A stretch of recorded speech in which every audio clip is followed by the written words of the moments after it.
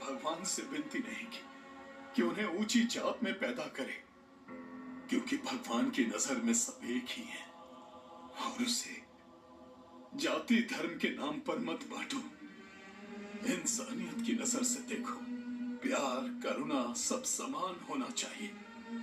उसी वजह से ऊपर वाले की नजर में आपका दर्जा ऊंचा होगा। आपसे विनती है कि इस नफरत और गुस्से को हमेशा के लिए खत्म कर दीजिए।